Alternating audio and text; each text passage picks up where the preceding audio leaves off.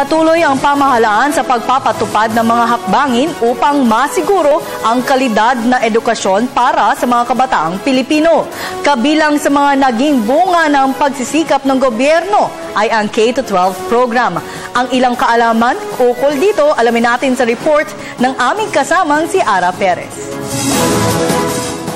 5 taon patungo sa kabuoang implementasyon nito, nasa huling hakbang na nga ang K-12.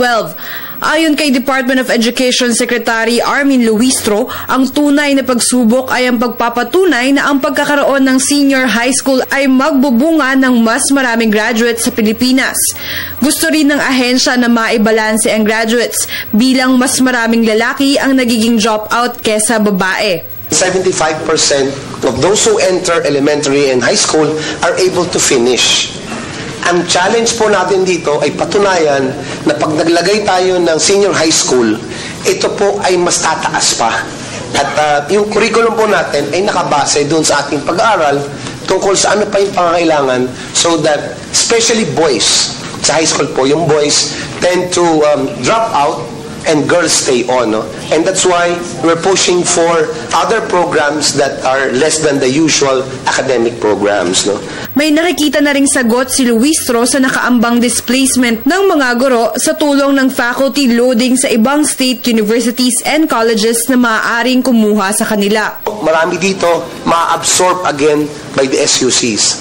Marami pong SUCs and HEIs ask permit from us. So, very, very manageable po yung numbers in terms of including the non-teaching. Sa kabila nito, ipinagmalaki ni Luistro na malaki ang inangat ng budget ng edukasyon na umabot sa 113% kumpara ng mga nakaraang taon.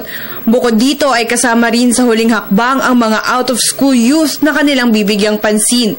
Ang huli na lamang pong hakbang ay yung sa senior high school, sa 11 and 12, and the last mile for all others who are not in school yet. At ito po yung programa namin ng street children, those in prison, those in areas of conflict, yung mga children with disabilities, at saka po yung out-of-school youth. No? Siniguro ni Luistro na ipagpapatuloy ng DepEd ang katuparan ng K-12 sa bansa. Sila ay makararating sa finish line at magkakaroon ng mga unang senior high school graduate sa taong 2018. Para sa Telebisyon ng Bayan, Ara Perez.